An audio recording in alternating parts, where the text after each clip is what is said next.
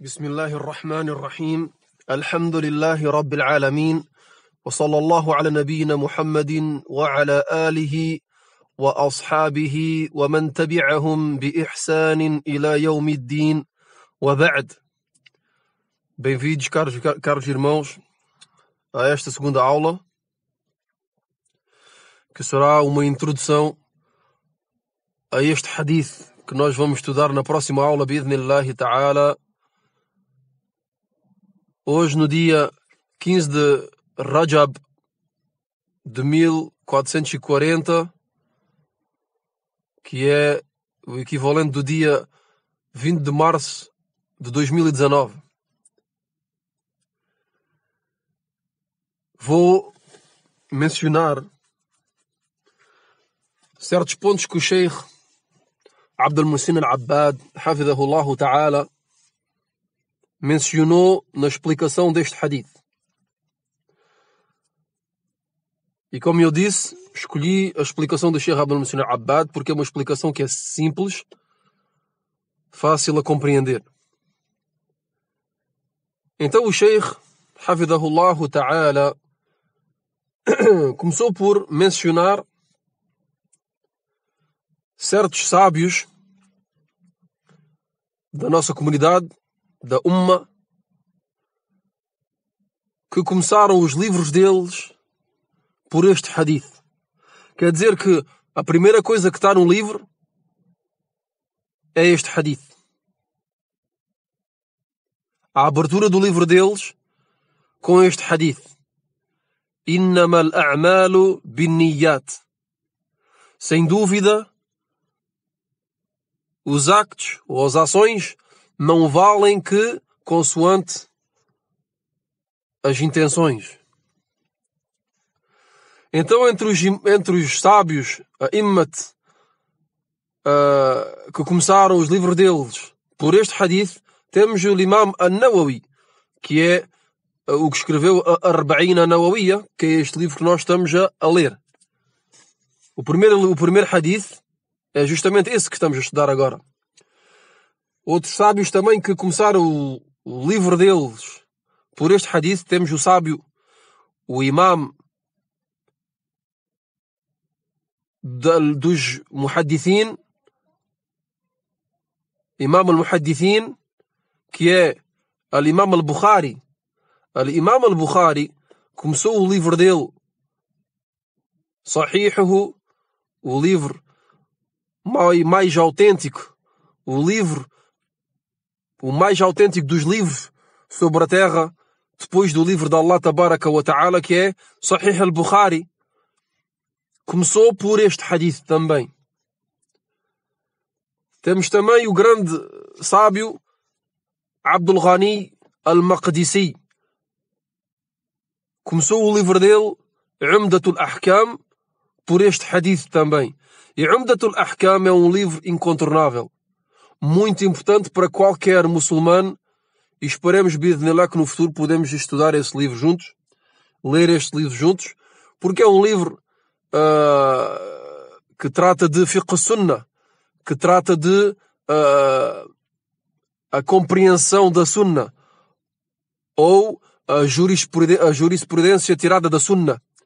Esse livro contém só hadith, e todos os hadith que estão nesse livro são tirados de Sahih al-Bukhari e de Sahih Muslim. Quer dizer que são todos muttafaqun alayh. O maior degrau de autentificação. Quer dizer que não temos dúvida em todos os hadiths que estão nesse livro.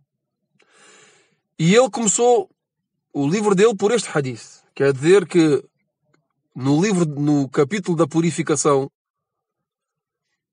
ele começou por este hadith. Innamal a'malu binniyat. Também, outro sábio que começou os livros dele por este hadith, Al-Imam Al-Baghawi. Al-Imam Al-Baghawi, ele é conhecido muito por o tafsir que ele fez. O tafsir, que é a explicação do Corão. A explicação do Corão feita por Al-Baghawi é um livro muito importante, mas ele tem outros livros, como por exemplo Masabih as-Sunnah. E também outro livro que é Sharh as-Sunnah. Livros muito importantes. E ele começou estes livros por este hadith também. Começou estes livros por este hadith. A Sheikh Abdul Muhsin Al-Abbad, hafidhahullah ta'ala, dá-nos a razão porque que esses sábios começaram esses livros tão importantes. Porque vimos, subhanallah, Sahih al-Bukhari. E antes de Sahih al-Bukhari temos o primeiro livro que mencionei foi Al-Arba'in Nawawiyya. Al-Arba'in Nawawiyya são 40 hadith, narrações do profeta sallallahu alaihi wasallam, incontornáveis, muito importantes para todo o muçulmano. O primeiro hadith que foi mencionado foi este. Sahih al-Bukhari também é um livro incontornável, todos os muçulmanos têm a falta. O primeiro hadith que está dentro de Sahih al-Bukhari é este hadith. Também Umdatul Ahkam de Abdul Ghani al-Maqdisi é um livro incontornável na jurisprudência. E para nós aprendermos a adorar Allah Tabaraka wa Ta'ala, a fazer a oração, a fazer antes da oração a purificação e a fazer a dar a esmola obrigatória e o jejum e a peregrinação, a grande peregrinação, etc. É um livro muito importante. E subhanallah, Abdul Ghani al-Maqdisi, rahmatullahi alayhi, começou o livro dele por este hadith. E também al-Baghawi. Qual é que é a razão? Sheikh Abdul Muhsin Al-Abbad nos diz que a razão é que é uma maneira que esses sábios, e não foram só estes, porque o Sheikh Abdul Muhsin Al-Abbad nos menciona que é um hábito da Salaf. O Salaf, quem são os Salaf? São os antepassados piosos. Era um hábito que eles tinham de começar os livros deles por este hadith. E a razão qual é que é? A razão é que é para fazer lembrar o estudante que vai ler este livro e que vai estudar este livro de se lembrar sempre. E ter sempre no espírito dele, presente no espírito, a sinceridade e a obrigação de ser sincero em tudo o que fazemos. De sermos sinceros para Allah Tabaraka wa Ta'ala.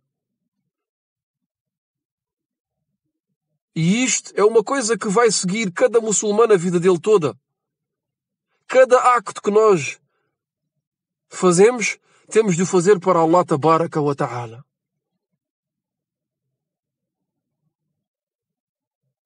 Depois aqui, temos de fazer uma diferença entre os actos que são obrigatórios e os actos que são mubah, que são autorizados.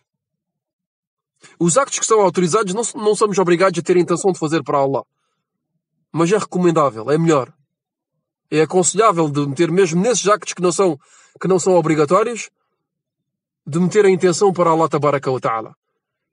Enquanto nos actos obrigatórios somos obrigados, e é uma condição para que o acto seja aceite por Allah Tabaraka wa Ta'ala, é que sejamos sinceros. Dou-vos um exemplo simples. A oração, as 5 orações, al-ibadat, ou que seja uma oração que não é obrigatório, mas é só recomendável. Uma coisa que é mustahab.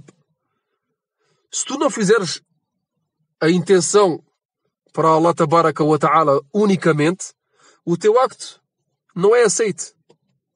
O teu acto é caduco, é bátil.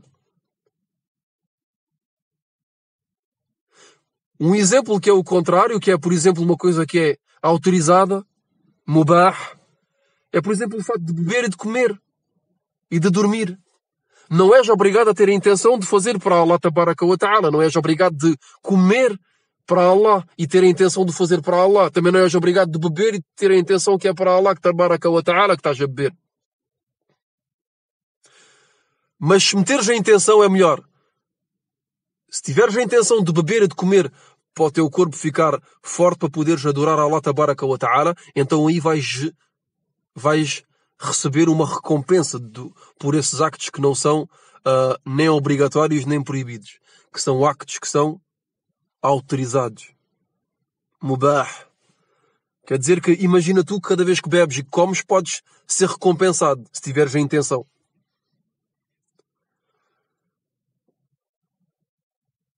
Resumidamente, o Sheikh, Hafidhahullah Ta'ala, que Allah Tabaraka wa Ta'ala o preserve, o Sheikh Abdul Muhsin Al-Abbad, nos dá a razão porque que os sábios e os antepassados piosos começavam os livros dele por este hadith. É para fazer lembrar sempre o estudante e a pessoa que lê que a nossa intenção tem de ser para Allah Tabaraka wa Ta'ala no que fazemos. Não temos de procurar a agradar a ninguém, sem ser a Allah Tabaraka wa Ta'ala. Depois o Sheikh, que Allah Tabaraka wa Ta'ala o preserve, Hafidhahullah Ta'ala, menciona 3 palavras do Imam Ash-Shafi'i. O Imam Ash-Shafi'i faz parte dos 4 imãs da nossa comunidade. É o terceiro dentre os 4.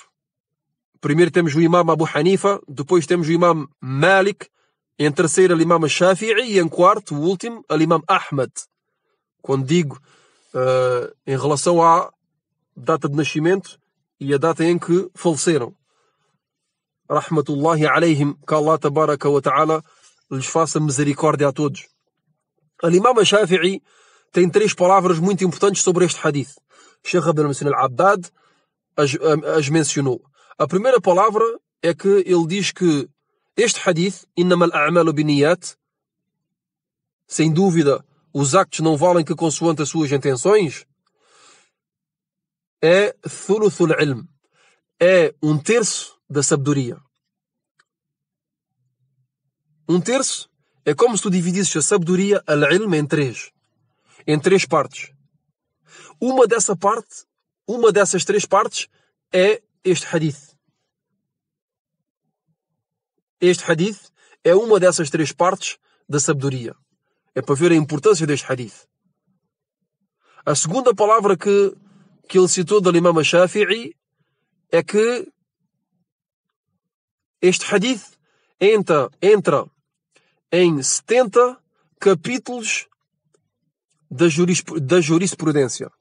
Entra em 70 capítulos da jurisprudência. A jurisprudência é o que? É o fiqh, a compreensão da religião.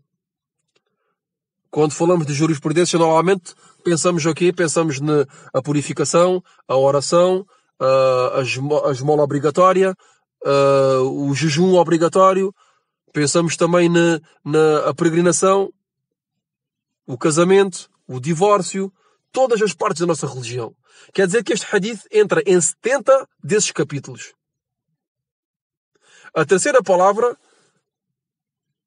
que o Sheikh mencionou de Al-Imam Shafi'i é que este hadith é dos hadith, é uma das narrações do profeta sallallahu alaihi wa ala alihi wa sallam sobre aquela gira ou é o centro ou o eixo do Islão. E são todas palavras que têm o mesmo sentido. O eixo, o centro, a órbita do Islão.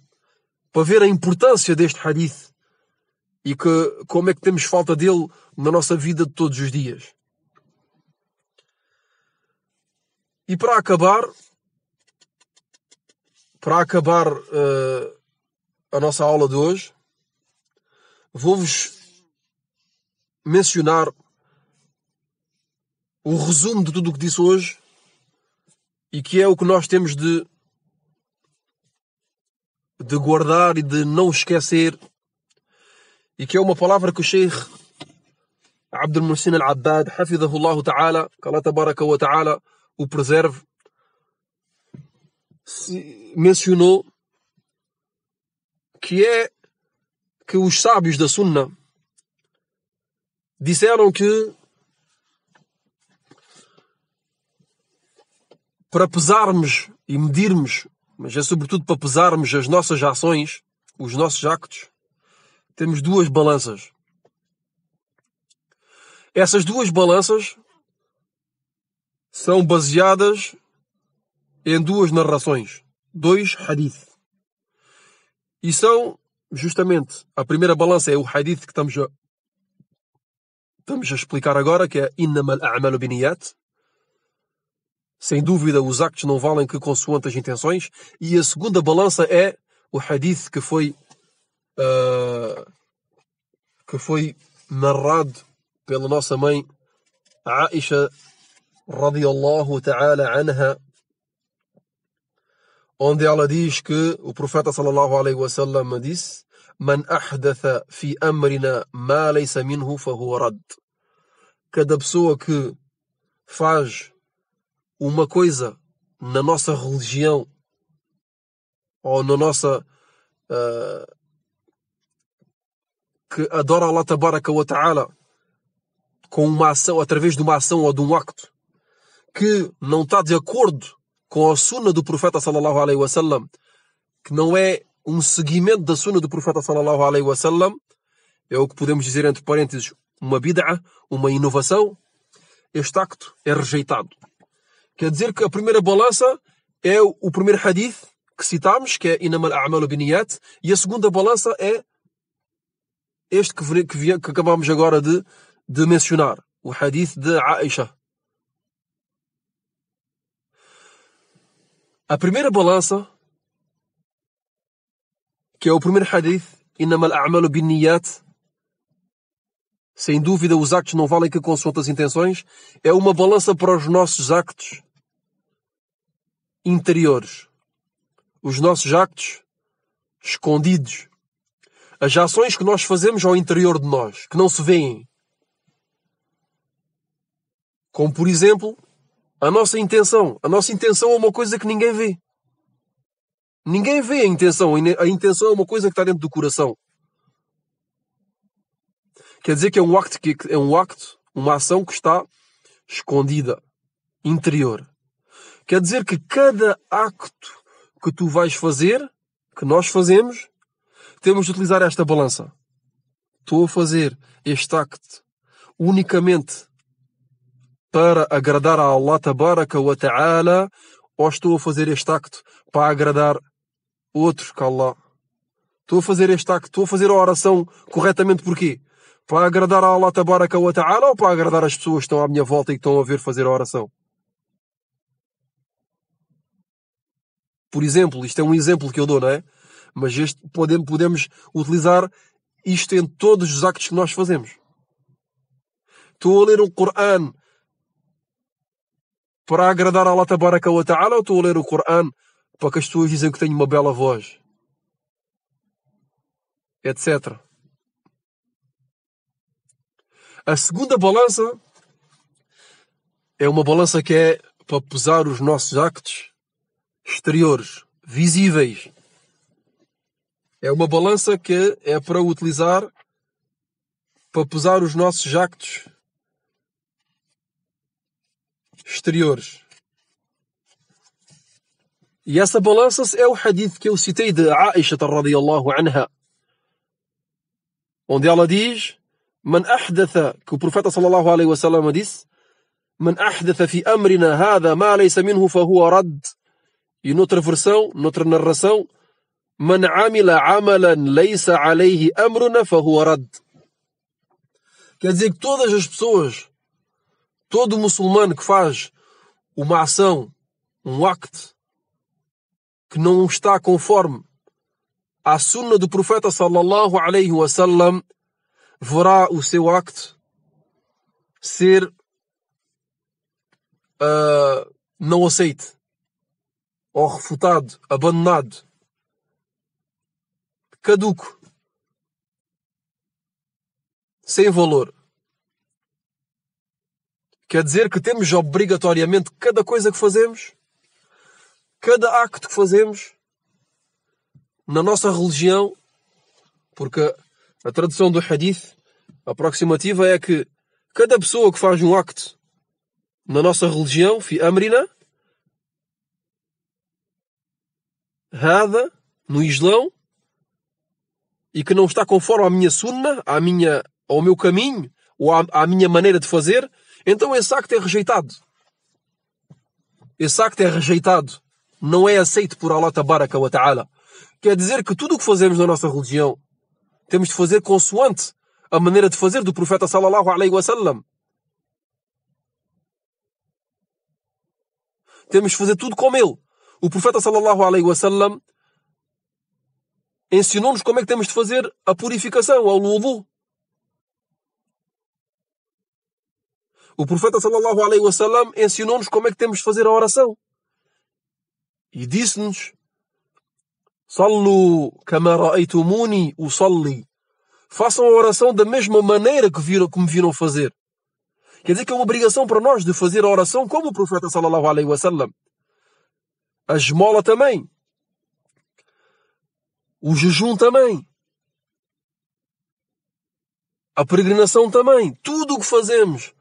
A maneira de nos casar. Tudo o que fazemos, temos de fazer consoante a sunna do profeta sallallahu alaihi wasallam. Não podemos vir com coisas, com adorações novas, uma maneira de fazer nova. Tudo o que fazemos, temos de fazer como ele. Sallallahu alaihi wa ala alihi wa sallam. Wallahu a'lam. Subhanaka Allahumma bihamdik. Ashhadu an la ilaha illa ant. Astaghfiruka wa atubu ilayk.